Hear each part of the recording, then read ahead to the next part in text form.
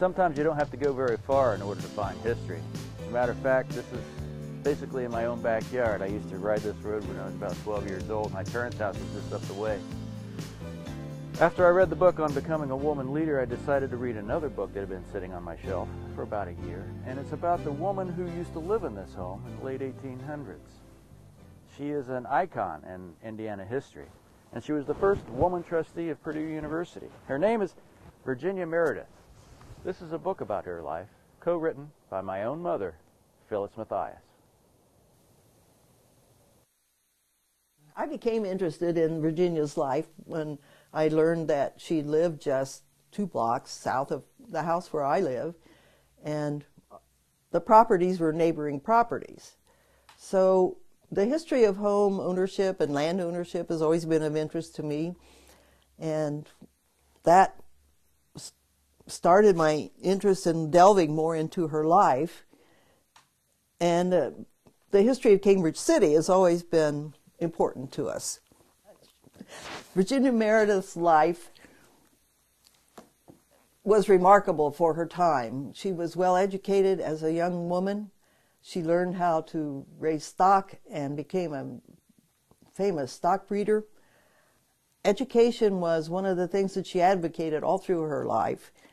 She educated her daughter and her son, who were foster children of hers.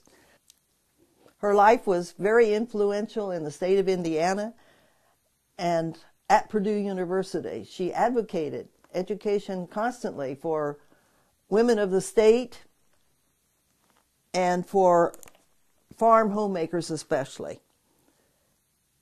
Virginia Meredith, whose maiden name was Claypool, was born near Connorsville, Indiana, on the 5th of November in 1848. At that time, Connorsville had a population of about 2,000 people. She was the firstborn of 8 children, but only 4 of those grew to adulthood. Virginia's father owned a working farm down north of Connorsville, and she was familiar with the operations of the farm. So her father taught her a lot about farming, and he demanded a lot of her because she was a bright and intelligent person. When she was about 15, her father, Austin Claypool, sent her to a prestigious female college at Glendale, Ohio, which is north of Cincinnati. There, the courses were very demanding, and he insisted that she read the daily newspapers. This was a habit that she continued all her life. She was an excellent student, and she developed a keen interest in public affairs while she was at the college. She graduated with honors. There were 5 students in her class representing Illinois, Indiana, Kentucky, and Minnesota. So 4 years after she graduated, she married Henry Claypool Meredith. Her husband, Henry, had bought the local newspaper after his graduation from IU and was in the newspaper business until 1873, when he became a partner with his father.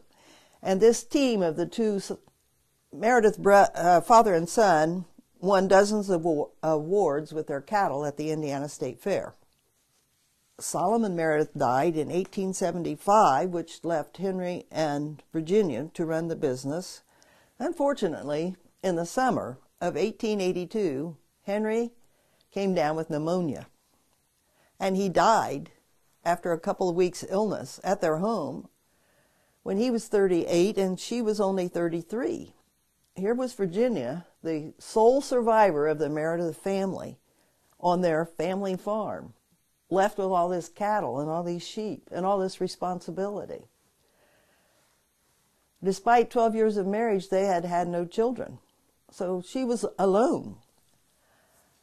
She could have gone to her father's farm down at Connorsville to live with them again, but she elected to stay on the Meredith farm, and she became a successful stock breeder in her own right. That was not an ordinary career for a woman in those times. The 1880 census shows that only 122 women in the whole nation referred to themselves as stock raisers.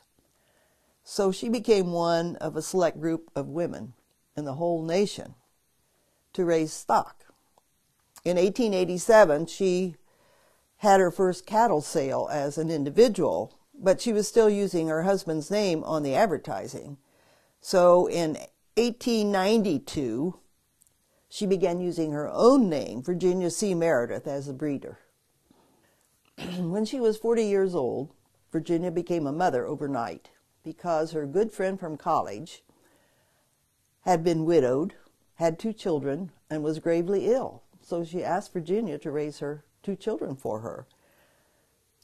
Raising 2 children made Virginia realize that managing a farm home is equal in importance to managing a farm.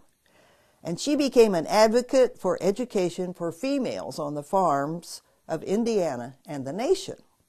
Farmers' Institutes were established in 1889 at Purdue University, and Virginia was invited to be the first woman speaker. She was appointed, one of 2 women from Indiana, to the Board of Lady Managers to help plan the 1893 World's Columbia Exposition in Chicago. So through this connection, she became internationally known. From her writing through the Breeders' Gazette and from her Farmers Institute work through Purdue, she encouraged Purdue University to establish a Department of Home Economics. But the male board of trustees up there were reluctant to establish this at that time, and so she was approached by the University of Minnesota to establish a Department of Home Economics up there. For 6 years, she spent 6 months in Minnesota and 6 months in Indiana so she could run her farm here at home. But then she resigned.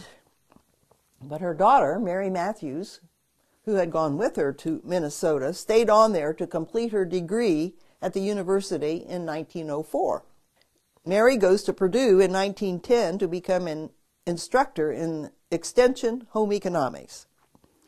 Then she was named the first dean of the School of Home Economics at Purdue, and the number of students in the Home Ec department surpassed the number of students in the agricultural department. Purdue is known as an ag school. Virginia's mother died at Connorsville in 1913 when she was 85 years old. And Virginia then felt free to leave this area. She sold out in about 1916, and she went to Lafayette to live with her daughter, Mary, for the next 20 years. So she'd been up there about 5 years or so when in 1921, at the age of 73, she is appointed the first woman to serve on the Purdue Board of Trustees. During her 15 years of service, she's a valued member of the board, which serves without pay, and still serves without pay. Virginia was really active while she was at Purdue.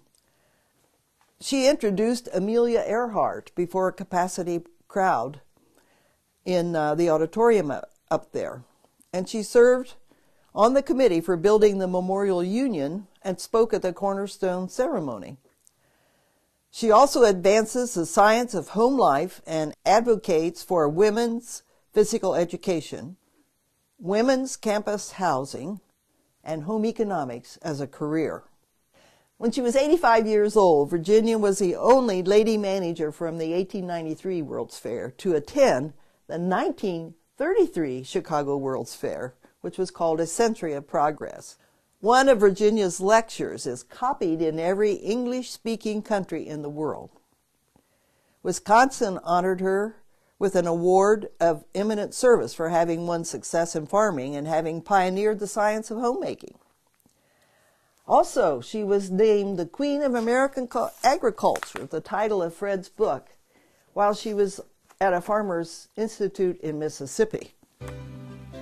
In 1936, Virginia suffered from a heart condition for about 3 months, and she died on December the 10th of 1936 at the age of 88. Her body was brought back to Riverside Cemetery here in Cambridge City to be buried beside her husband of 12 years. The next month, in January of 1937, Purdue held a special memorial service in her honor.